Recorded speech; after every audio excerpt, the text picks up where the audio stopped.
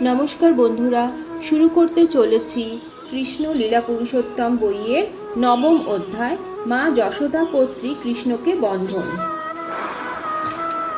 এক সময় যখন দাসীরা নানা রকম গৃহকার্যে ব্যস্ত ছিল, তখন মা যশোদা নিজেই দধিমন্থন করতে শুরু করলেন এবং সেই দধিমন্থনকালে তিনি শ্রীকৃষ্ণের অদ্ভুত মাধুরমণ্ডিত বাল্যলীলা গান করছিলেন এবং এইভাবে তার পুত্রের স্মরণ করে গভীর আনন্দে মগ্ন হচ্ছিলেন। দধিমন্থন করার সময় তার শাড়ির আঁচলটা তিনি শক্ত করে কোমরে বেঁধে নিয়েছিলেন। দধিমন্থনজনিত পরিশ্রমের ফলে তার সর্বাঙ্গ কম্পিত হচ্ছিল এবং তার পুত্রের প্রতি গভীর স্নেহবশত তার স্তনযুগল থেকে দুগ্ধ খরিত হচ্ছিল।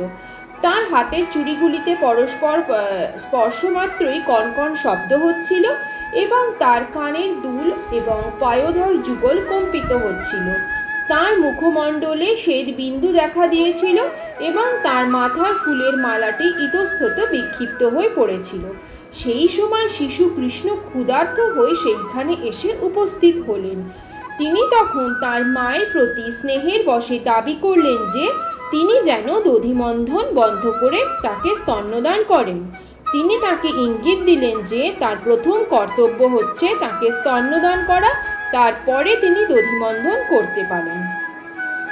মা যশোদা কৃষ্ণকে তার কোলে তুলে নিলেন এবং তাকে স্তন্যদান করলেন। কৃষ্ণ যখন স্তন্যপানে রত ছিল, তখন তার সুন্দর মুখমণ্ডল দর্শন করে মা যশোদা আনন্দ সাগরে মগ্ন হয়ে ভাসতে লাগলেন। এমন সময় হঠাৎ আগুনে বসানো দুধ উতলে পড়তে লাগলো এবং সেই আগুন থেকে দুধ নামানোর জন্য মা যশোদা তাড়াতাড়ি কৃষ্ণকে কোল থেকে নামিয়ে দুধ নামাতে ছুটে গেলেন। এইভাবে তাকে ফেলে চলে যাওয়ার ফলে তার মায়ের ওপর ভীষণ রাগ হলো। রাগে তার চোখ আর ঠোঁট লাল হয়ে উঠল। দাঁত দিয়ে ঠোঁট কামড়ে একটি পাথরের টুকরো তুলে তৎক্ষণাৎ তিনি ননির ভাণ্ডটি ভেঙে ফেললেন এবং অশ্রুপূর্ণ নয়নে গৃহের এক নির্জন কোণে বসে সেই ননি খেতে লাগলেন। ইতিমধ্যে দুধের পাত্রটি নামিয়ে রেখে মা যশোদা দধিমন্থন স্থানে ফিরে এলেন। যে পাত্রে তিনি ননি তুলে রাখছিলেন সেটিকে তিনি ভগ্ন অবস্থায় দেখলেন এবং তার শিশু পুত্রটিকে না দেখতে পেয়ে তিনি বুঝতে পারলেন যে এটি তাঁরই কর্ম।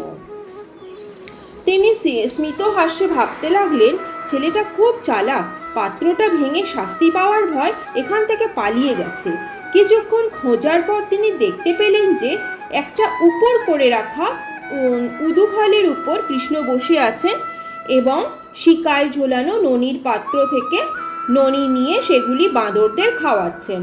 তিনি দেখলেন যে তার কাছ থেকে এই দুষ্কৃত কর্মের জন্য শাস্তির ভয় কৃষ্ণ এদিক ওদিক তাকাচ্ছেন।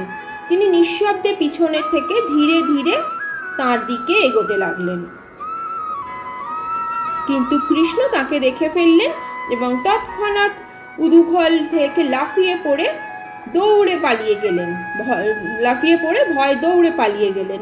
মা যশোদা তাকে ধরবার জন্য তার পিছন পিছন ছুটতে লাগলেন। যোগীরা ধ্যানে যাকে পায় না, সেই পরমেশ্বর ভগবানকে ধরার জন্য মা যশোদা তার পিছন পিছন ছুটতে লাগলেন। পক্ষান্তরে বলা যায়, যোগী এবং জ্ঞানীরা অনেক সাধ্য সাধনা করেও যে পরমেশ্বর ভগবানকে পায় না, সেই ভগবানই একটি শিশু রূপে তাঁর ভক্ত মা যশোদার সাথে খেলা করছিলেন। মা যশোদা দ্রুত গতিতে পলায়ন পর সেই শিশুটিকে প্রথমে ধরতে পারলেন না, কারণ তার ক্ষীণ কটিতট আর স্থূল শরীরের জন্য তিনি জোরে দৌড়তে পারছিলেন না। তবুও যতদূর সম্ভব দ্রুত গতিতে তিনি তার পশ্চাৎ ধাবন করার চেষ্টা করছিলেন। তার কেশপাশ তখন আলুলায়িত হয়ে পড়েছিল এবং তার খোপার ফুল মাটিতে ঝরে পড়েছিল। ক্লান্ত হওয়া সত্ত্বেও অবশেষে তিনি তার দুষ্ট শিশু সন্তানটিকে ধরলেন। মায়ের হাতে ধরা পড়ে কৃষ্ণ ভয় কাঁদো কাঁদো হয়ে উঠলেন। তার দুই হাত দিয়ে তিনি চোখের জল মুছতে লাগলেন এবং তার ফলে তার চোখের কাজল সারা মুখে লেগে গেল। মাকে ছড়ি হাতে তার সামনে দাঁড়িয়ে থাকতে দেখে তিনি অত্যন্ত ভয় পেয়েছিলেন।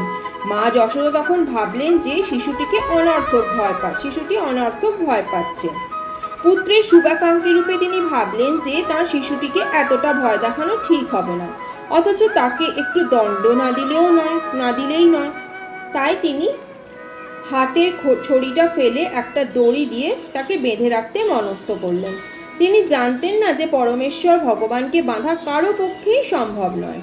মা যশোদা ভাবছিলেন যে কৃষ্ণ হচ্ছেন তার ছোট্ট শিশুপুত্র। তিনি জানতেন না যে তার সেই শিশুটি আদি অন্তহীন, তার অন্তর বাহির নেই, অর্থাৎ তিনি সর্বব্যাপক, তিনি অনন্ত এবং সর্বব্যাপ্ত, তিনিই সমস্ত জগৎ স্বরূপ। তবুও মা যশোদা তাকে তার পুত্র বলে মনে করেছিলেন। যদিও তিনি সমস্ত ইন্দ্রিয়ের অগোচর, তিনি তাকে একজন সাধারণ বালকের মতো দড়ি দিয়ে উদুখুলে বাঁধতে চেয়েছিলেন। কিন্তু যখন তিনি তাকে বাঁধতে গেলেন তখন দেখলেন যে সেই দড়িটি 2 ইঞ্চি পরিমাণ ছোট। তিনি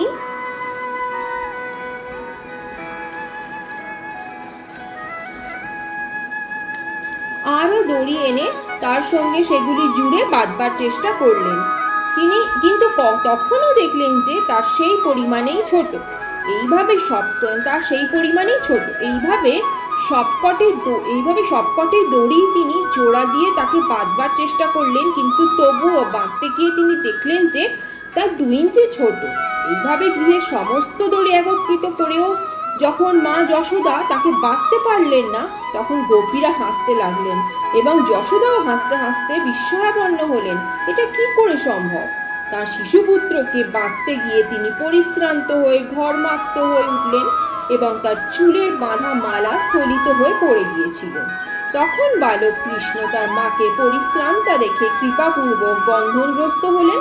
মা যশোদাও গৃহে একজন সাধারণ শিশুর মতো কৃষ্ণ তার লীলাবিলাস করছিলেন।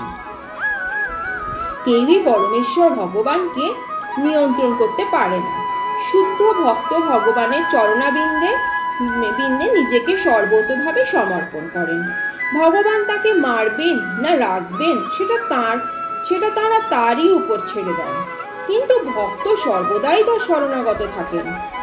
তেমন ভাবেই ভগবানও আবার ভক্তকে আনন্দ দান করবার জন্য তাদের কাছে আত্মসমর্পণ করেন। মা যশোদার কাছে কৃষ্ণের আত্মসমর্পণ তার এক অপূর্ব দৃষ্টান্ত।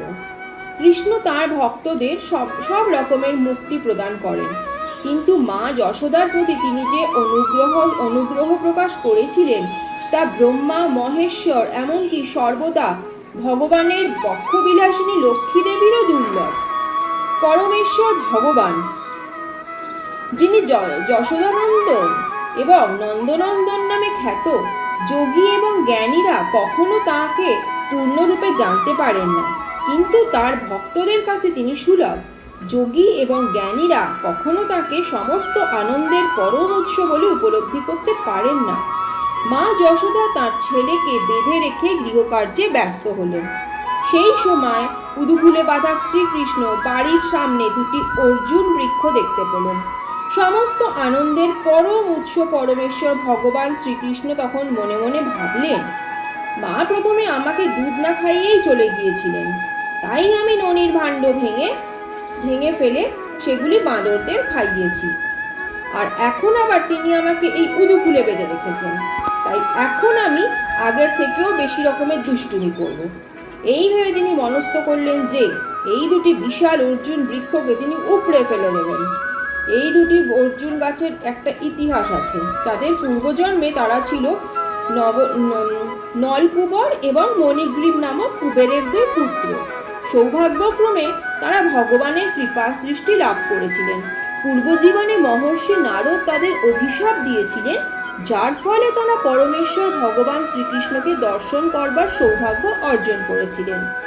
এই আশীর্বাদরূপী অভিশাপ তাদের দেওয়া হয়েছিল, কেননা অত্যাধিক মাত্রায় মদ্যপান করার ফলে তাদের স্মৃতি ভ্রংশ হয়েছিল। পরবর্তী অধ্যায় এই কাহিনী বর্ণিত হবে। ইতি লীলা পুরুষোত্তম শ্রীকৃষ্ণ গ্রন্থের মা যশোদা কর্তৃক কৃষ্ণকে বন্ধন নামক 9ম অধ্যায়ের ভক্তি বেদান্ত তাৎপর্য সমাপ্ত হলো। তাহলে বন্ধুরা, এই অধ্যায়টা ছোট ছিল, আজকেই এইটুকুর মধ্যেই শেষ হয়ে গেল। পরবর্তী 10ম অধ্যায় নিয়ে হাজির হচ্ছি খুব শিগগিরই। সঙ্গে থাকুন, শুনতে থাকুন। নমস্কার।